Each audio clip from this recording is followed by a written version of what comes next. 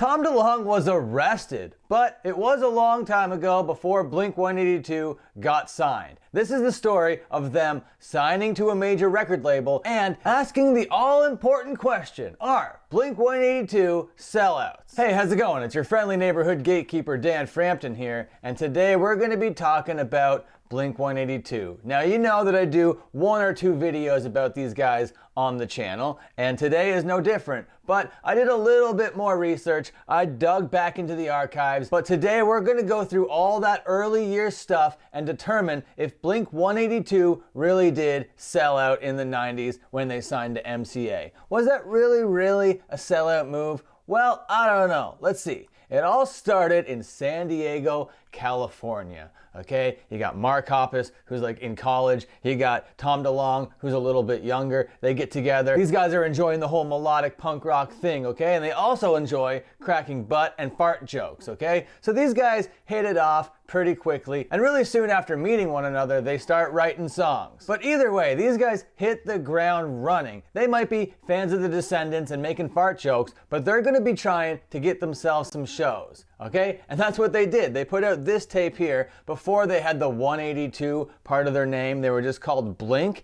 and they put out this thing that would be called the Buddha tape. It didn't really have a name when they were like passing it around to clubs or whatever. It just had Buddha on it, so it then became known as the Buddha tape. But then of course, after they became Blink-182, they re-released it as this other thing called Buddha. Yeah, there it is. They got their friend Scott Rayner to be the drummer, okay? And there's also a demo that they put out called Fly Swatter that we're not mentioning here. They did that back in like the Blink era, which was pretty rough. I mean, it's a cool listen, but it's not the best thing in the world. And neither is this thing over here, this Cheshire Cat album, but it has a couple really solid bangers on it. And the end of the album, the last three songs, the joke songs, are really the most memorable parts of this thing, other than, of course, the song M&M's. And then enters two Ricks and a Millennium Falcon, okay? This Rick over here, this is Rick DeVoe. There was Rick Bond, who was also kind of like a booker back in the day, but Rick DeVoe went on to be their manager. And the Millennium Falcon that we're talking about was just their crappy tour van. And this was the era where these guys started taking themselves a little bit more seriously. They were like a touring, writing, recording, performing, pop punk band,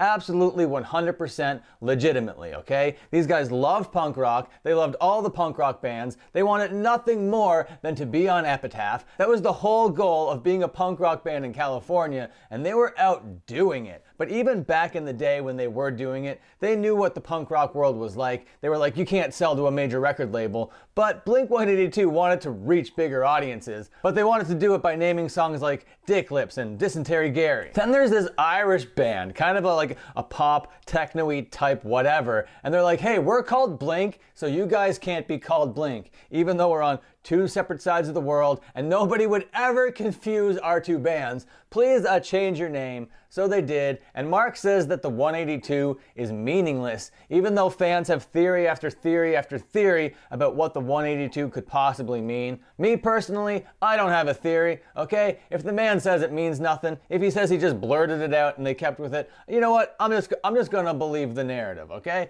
I'll give him that much respect. But in the early days, they were a loud rockin', hard partying band, and Pennywise, they might have been like the more aggressive side of the punk rock world. They took Blink-182 under their wing, took them touring to Europe. They would pull pranks on one another, and there are many tour stories about these guys back in the day, about like jumping out of windows and being like in just your underwear and snowbanks and that kind of thing. I'm not here to tell their tour stories. That's for them. That's for like their podcast interviews or whatever, which I hope to conduct one day. And here we are. We're finally at the title of the video. Here's Tom getting arrested, and apparently during this time while he's in the back of a cop car, he has like a Down by Law shirt on. Right now we can't really see that. We just see Mark pointing to his Good Times shirt. So it's just a wholesome little photo, and apparently he got arrested for underage drinking. He was just under 21, and 21 is a crazy old age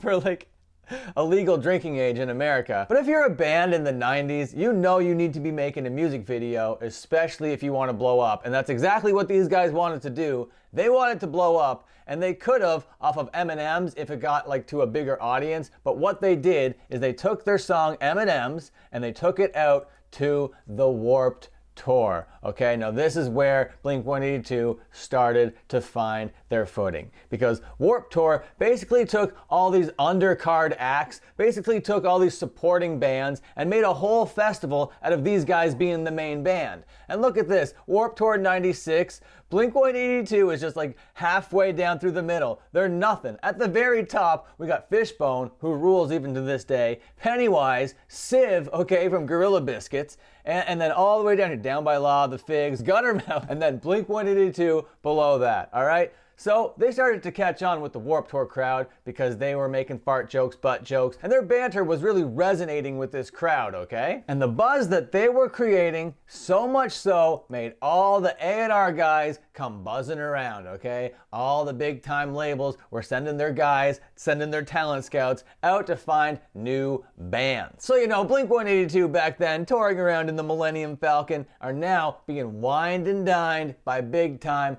fancy label executives, okay? The story goes that they went from eating like fast food to Ruth's Chris or whatever. But they had a whole Epitaph saga, okay? It started off them wanting to be on Epitaph where all the cool punk rock bands were, but at the time, Brett, the owner of this label, was like, I don't think so, Blink-182, not really interested. But then he changed his tune and brought them in for like a little tour or whatever, and they were kind of like kids in a candy shop apparently. And Scott, the drummer, this was like his dream, just like starry-eyed in Epitaph. Finally, after all these years of making music, this is where he wants to be. But by the time they're walking through the halls of Epitaph, they're already getting deals from all sorts of labels, and Blink-182 wants to explode. So would you rather be like a pop punk band on a punk label where you kind of get lost in the shuffle? Or would you rather be a major label's singular pop punk band that they put all their effort into? That's what they wanted to do, and I think it was very smart to do so, especially if they had full autonomy over their record, which they did. So of course they took the major record label money. They finally settled on MCA Records over here. They got Mark Trambino, the drummer for Drive Like Jay, who's like an amazing like producer or whatever. They got him to come in to produce the record, and they put out Dude Ranch, which in my opinion is still like an all-time great record. I love this thing. And apparently, like, the labels didn't come and check on them one bit. They were like, Blink-182, do your little Blink-182 thing over there, and that'll be great. And they did, and they came out with Dude Ranch with all sorts of very juvenile songs, but all sorts of really polished songs ready to be consumed by this era's like crowd or whatever. The people that already know Green Day, the people that have been through Nirvana, might have been a bit too young for those bands at the time, like myself, but by the time Blink-182 came around in like the mid to late 90s, this was just gonna be the vibe, especially with all that charisma. And when you get these guys in front of a camera, they were actually pretty good comedic actors. Definitely not Shakespearean thespians by any stretch of the imagination, but a lot of camera charisma that just came through the screens, okay? So these guys were destined to be stars. But just because they were on MCA Records right now, they still were not stars, and they had a plan. They were gonna take these songs back out to the Warped Tour because the Warped Tour was gonna love them, and yes, they did, and yes, now they're at the very top of the bill. And look at this lineup in '99. Pennywise and Blink-182 at the very top. Very cool, very interesting. And then right below that, look at this. Seven Dust, Eminem, Black Eyed Peas, and then back to Less Than Jake. That's a crazy lineup. That's madness. But there it was, a big cacophony of nu metal and rap and pop punk and regular punk, all just living in harmony at the very top of this bill. And then their videos start coming out. You got Damn It, you got Josie. The look of these guys, the sound of these guys, and everything was just coming together. There was still one missing piece that wasn't quite there yet. They didn't quite blow up to the very tippy top of the mainstream, but enter Travis Barker, okay? Scott Rayner was the drummer, but apparently the whole Epitaph thing left a little bit of a sour taste in his mouth. He was like, no, I really wanted to do this thing, and the band went in this other direction. And there's a whole lot of personal issues also apparently going on with Scott at the time. So they needed to like part ways. And I don't know if it was like a firing or a mutual kind of separation, but either way, it wasn't a good fit anymore. So they got Travis Barker, who's kind of like, I don't know, a drum prodigy. He was drumming for this band band Aquabats, and when he saw that he had a chance to be in this up-and-coming, rising, shooting star act,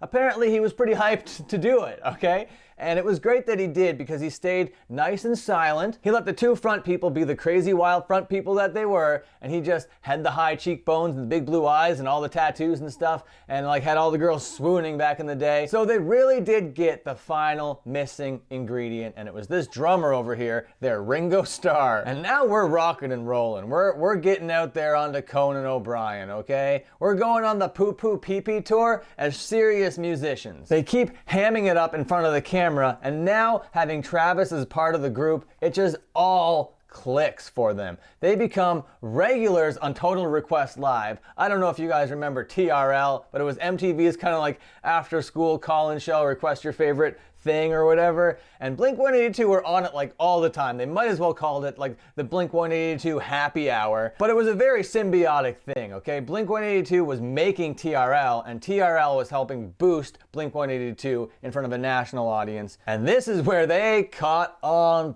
fire. Absolute mainstream stuff. They put out Enema of the State as their next record, and this is the record. This is the one that does it. They put out these videos for What's My Age Again and All the Small Things. And All the Small Things proved to be this kind of like parody look at themselves, because now they were a pop band, all right? These guys are basically the Jonas Brothers that just made dick jokes. And they couldn't have been more happy to be in that position. So I gotta say, these first two major label releases from Blink-182 don't seem like sellout records to me, even though they came from the punk scene and then put out records on MCA. I don't think that's selling out because they're doing what they want to do. And Tom kind of has the same kind of mentality, which is what led them down this road. If you're not selling yourself out and not doing things because you think that's what people want or that's what the corporations need to make money or whatever, you're just being Blink-182, well, that's great. And they kind of proved at the time that a band that starts on Warped Tour can blow up to the mainstream, and people kind of made like a template out of it. And by the time they took Green Day out on the road here for the Pop Disaster Tour, it was like two of the biggest pop punk bands of all time coming together. But by the time it happened, Green Day was like seen as like an old band. They weren't as hot and fresh as Blink-182, and Blink-182 fans were like, oh, whatever, Green Day? But Blink-182 put Green Day back in front of those massive crowds to like remind people. Do you guys remember like who like made this possible in the 90s right now? That's Green Day over here. And they're like, oh man, Green Day, oh look at them go. And apparently they were still very tight, they were still very good, and it kind of reinvigorated them to go through the 2000s, but they did do a lot of questionable things in the 2000s, you know, but that's a topic for a whole other video. Now, I know most people wouldn't consider Blink-182 sellouts. They would just never consider them a punk band. Most of the punk rock community have like nothing but spit and vile and vomit for these guys, okay? They're like, that's pop crap. Get away from me with that sort of stuff, okay? And that's fine. You can have that opinion. That's great. You can also consider them sellouts if you want, because they did sign to a major record label. They tried to make as much money off of this genre, off of this culture as possible. So I can't say that either of those perspectives are necessarily wrong. It's just not what I agree with. And in my opinion, Blink-182 only put out one more good record after the two records that I talked about. But even after all their bad records and failed attempts, I don't consider that being a sellout, all right? They just got really rich, complacent, they started to want to do other things. They kind of drifted apart as individuals, it kind of fizzled out for a bit, it came, it went, whatever. There's a whole story there. That's not what this is about. This was about, did Blink-182 sell out? I say no. Thank you so much for watching. Please like, comment, and subscribe. Leave a couple comments down below, especially some pancakes. I really do like seeing them. Ring the bell if you're cool as hell, and until my next upload, you can definitely watch another upload.